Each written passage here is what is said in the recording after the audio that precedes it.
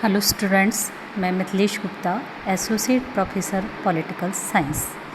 आज के इस लेक्चर में हम सर्वोच्च न्यायालय के न्यायिक पुनरावलोकन की शक्ति का अध्ययन करेंगे। न्यायिक पुनरावलोकन की शक्ति क्या होती है?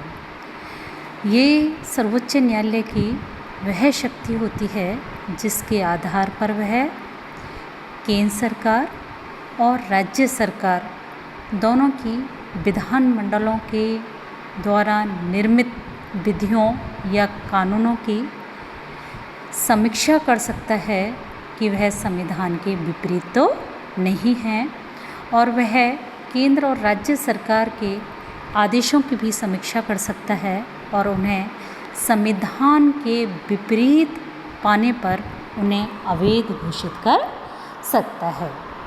तो यहाँ देखते हैं कि जो न्यायिक पुनरावलोकन की शक्ति के आधार पर सर्वोच्च न्यायालय संविधान की सर्वोच्चता की रक्षा करता है। भारतीय संविधान में न्यायिक पुनरावलोकन का क्या आधार है? सामान्य रूप से क्या है? संविधान दो सिद्धांतों के आधार पर निर्मित होते हैं। या तो वह विधानमंडल की सर्वोच्चता पर आधारित होते हैं संविधान, जैसे कि क्या है, ब्रिटेन में है। और दूसरा है कि जो संविधान है संविधान की सर्वोच्चता के सिद्धांत पर आधारित होते हैं, जैसे कहाँ अपनाई गई है ये व्यवस्था? अमेरिका में। भारत में भारतीय जो संविधान है वो संविधान की सर्वोच्चता के सिद्धांत पर आधारित है।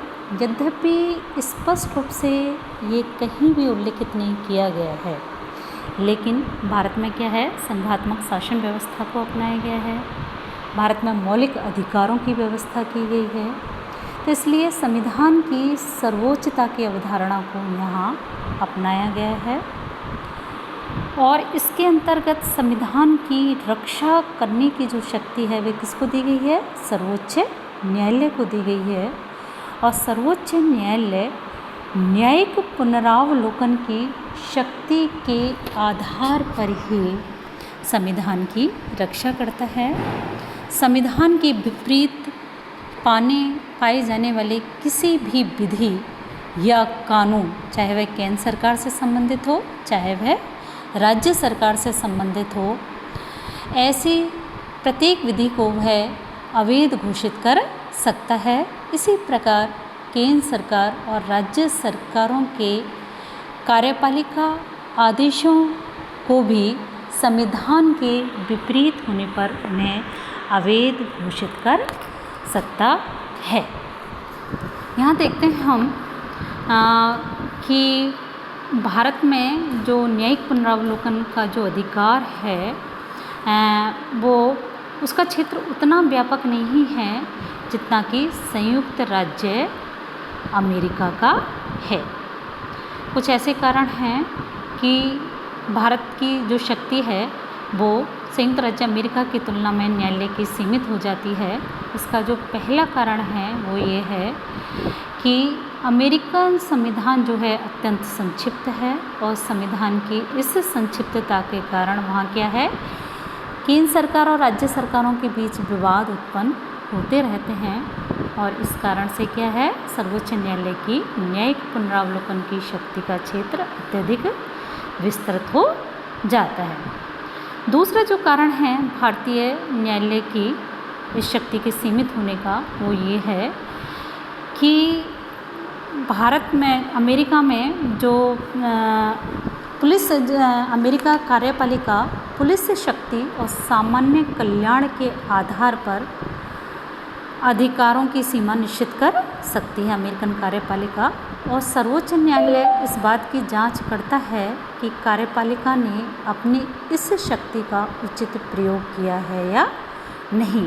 तो इस प्रकार अमेरिकन संविधान के पुलिस शक्ति और सामान्य कल्याण जैसे शब्दों ने सर्वोच्च न्यायालय के क्षेत्राधिकार को बहुत अधिक व्यापक कर दिया है।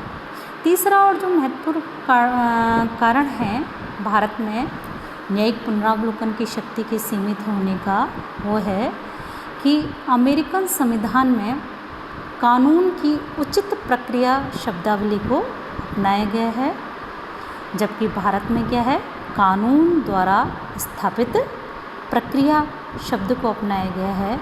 इस कारण से क्या है, अमेरिका में सर्वोच्च न्यायालय जो है संघ या राज्यों जिसके भी विधानमंडल उस कानून को बनाते हैं, उसका जो निर्णय है वह 2 आधारों पर कर सकता है कि कानून की उचित प्रक्रिया का पालन किया गया है या नहीं, और जो है सामान्य कल्याण पुलिस शक्ति के शक्तियों का सही प्रकार से प्रयोग किया गया है या नहीं। वस्तुतः हम देखते हैं कि न्यायिक पुनरावलोकन की शक्ति जो है सर्वोच्च न्यायालय की महत्वपूर्ण शक्ति है, और इसी के आधार पर जो है वह संविधान की रक्षा करता है। सीमित शासन दोनों ही सरकारों को अपने अपने क्षेत्र में सीमित रखने की प्रक्रिया जो है वो अपनाता है, सीमित करता है।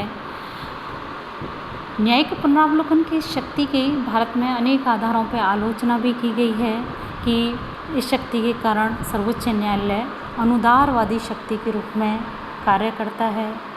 अनेक बार उसके द्वारा संवैधानिक सीमाओं का अतिक्रमण किया गया है, और इस शक्ति के द्वारा न्यायिक पुनरावलोकन की शक्ति के कारण सर्वोच्च न्यायालय ने वह स्थिति प्राप्त कर ली है जो कि संविधान निर्माता उसे प्रदान ही नहीं करना चाहते थे, यानी कि संसद के तीसरे सदन की भूमिका उसके द्वारा प्राप्त कर ली गई है।